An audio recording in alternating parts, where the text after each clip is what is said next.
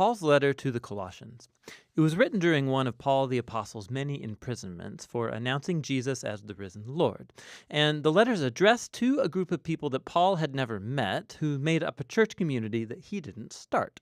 This church in Colossae was started by a co-worker of Paul's named Epaphras, who was actually from that city.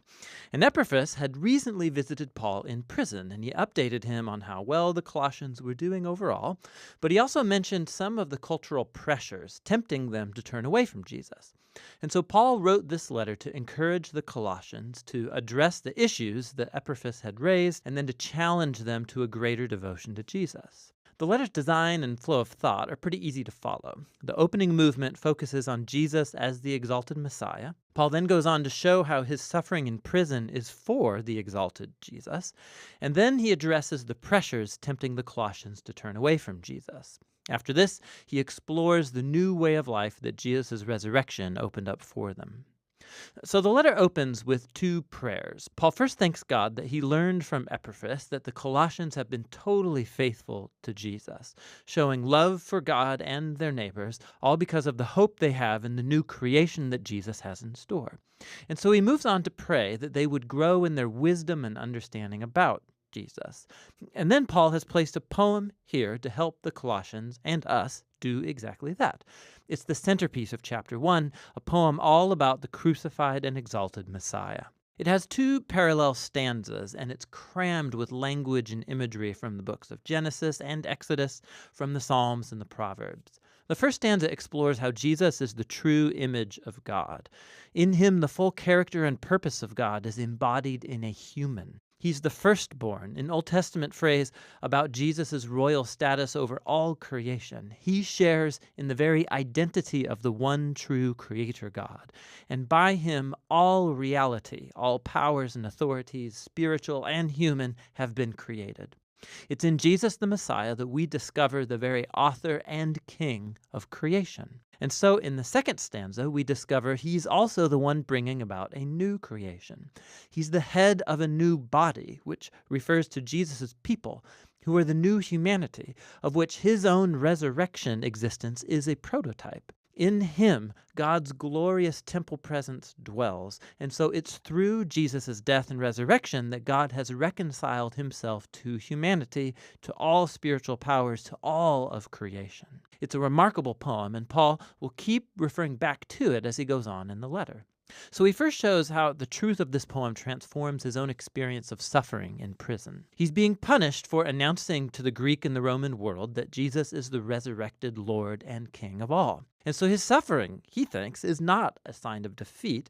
It's actually his way of participating in Jesus' own suffering done as an act of love. And so his hardships are actually a cause for joy. He's imprisoned for the surprising news that Israel's resurrected Messiah is creating a new multi-ethnic family. And more, just as the divine glory dwelt in Jesus, so Jesus dwells in and among his international family. Or as Paul says, the Messiah is in you all, the hope of glory.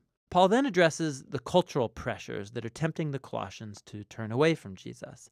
They were confronted by a combination of mystical polytheism along with a pressure to observe the laws of the Torah. So all these new Christians, they had grown up worshiping the various Greek and Roman gods who governed different arenas of human life. And many simply included Jesus as one more deity that they could worship. There was also great pressure from the Jewish Christian community for these non-Jews to complete their commitment to the Messiah by following all of the laws found in the Torah. Specifically, he mentions eating a kosher diet, observing sacred days, and circumcision. It's very similar to the problem he addressed in the letter to the Galatians. For Paul, to give in to either of these temptations is compromise. It's a failure to grasp who Jesus really is and what he did on their behalf. The Colossians used to live in fear of spiritual powers and elemental spirits, as Paul calls them. But Jesus triumphed over these through his death and resurrection. He freed the Colossians from any obligation to them. In the same way, Jesus fulfilled on our behalf all of the laws of the Torah, which never had the power to transform the selfish human heart anyway. And so what Jesus did in his life and death and resurrection, it lacks nothing. It doesn't need to be supplemented by following the laws. He is the reality to which all of the laws of the Torah were pointing anyway. Instead of the laws, followers of Jesus have the power of his resurrection to change them, which is what he goes on to explore. Following Jesus means joining his new humanity because their lives have now been joined to the risen Jesus' life. And this is why Paul challenges the Colossians to set their minds on things above, where the Messiah is seated or rules at God's right hand. Now, Paul doesn't mean here, think about how you'll one day leave earth and go to heaven. Rather, the heavens are the transcendent place from which Jesus rules now over all of creation. And from there, he will one day return here to transform all things. Or, as Paul says, when the Messiah who is your life is revealed, you too will be revealed with him in glory. So Paul challenges them to live in the present as the kinds of new humans they will one day become. He uses the image of their old humanity, characterized by distorted sexuality and destructive speech.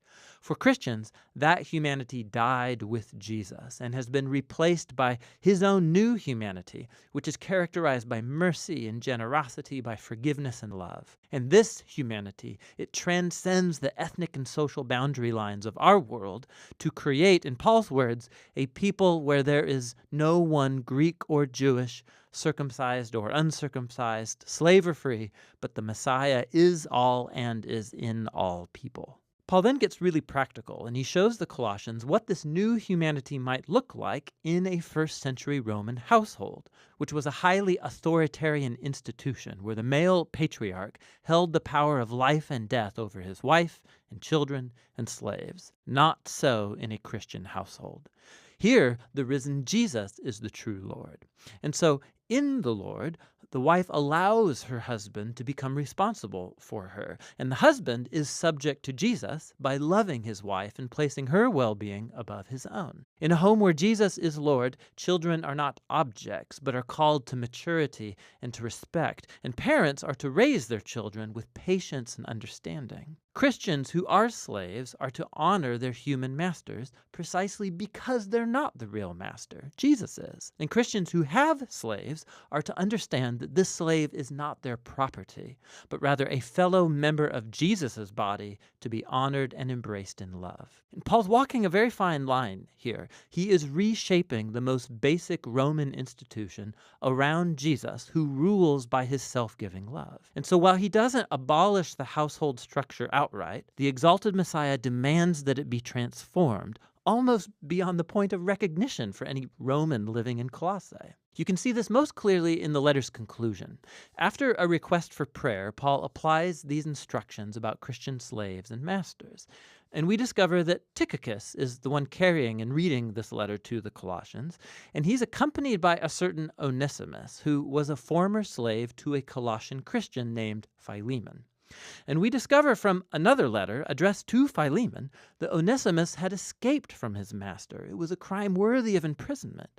But Paul asks the whole church to greet Onesimus as a faithful and beloved brother in the Lord. And then in the letter to Philemon, Paul says that he should receive Onesimus no longer as a slave, but as a brother. Talk about ending the letter with a punch. So in the letter to the Colossians, Paul is inviting us to see that no part of human existence remains untouched by the loving and liberating rule of the risen Jesus. Our suffering, our temptation to compromise, our moral character, the power dynamics in our homes, all of it must be re-examined and transformed. We are invited to live in the present as if the new creation really arrived when Jesus rose from the dead. And that's what the letter to the Colossians is all about.